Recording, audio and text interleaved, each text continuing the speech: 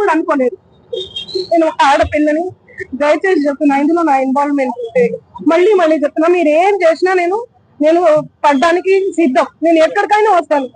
కానీ అనవసరంగా నన్ను దయచేసి బ్లేమ్ చేయకండి, ముందు వెనుక తెలుసుకోకుండా. ఇందులో నా ఇన్వాల్వ్మెంట్ 1% కాదు కదా, 0% కూడా లేదు.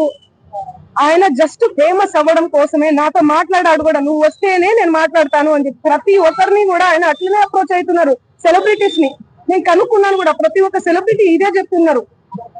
రిటర్న్ డబ్బులు ఇచ్చి మరీ ఇంటర్వ్యూ చేయించుకుంటాడట ఆయన, అంత పిచ్చి ఉంది ఆయనకి. ఆయన ముందు వీడియోలు వినండి.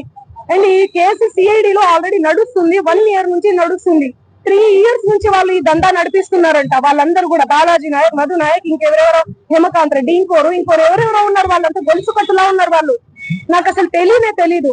అన్యం పుణ్యం ఎరగని మమ్మల్ని, నన్ను, నా ఫ్యామిలీని దయచేసి రోడ్డు కేసి మీడియా మిత్రులారా నేను మళ్ళీ చెప్తున్నాను, న్యాయం ఎవరి వైపు ఉంటే వాళ్ళ వైపు ఉండండి. దయచేసి మీడియా అంటేనే నాకు చాలా గౌరవం, నిఖార్సైన మీడియా. దయచేసి చెప్తున్నా, మళ్ళీ చెప్తున్నా, వాస్తవాలు చెప్పండి, అవాస్తవాలు వద్దు. సడన్ గా ఇట్లా ఏం తెలియకుండా ఎవరో వచ్చి నా మీద అలిగేషన్స్ వేస్తే దయచేసి మీరు పెట్టుకోకండి. ఎందుకంటే నేను ఒక ఆడబిడ్డని, గిరిజన ఆడబిడ్డని. ఎవరెవరో పడనోళ్ళు మా ప్రోగ్రామ్ కి రాలేదు, అంత బలుప, అంత ఓవర్ యాక్షన్, ఏమేమో ఉంటాయి. వాళ్ళు వచ్చి పడదు అని చెప్పి ఏదేదో మాట్లాడుతుంటారు.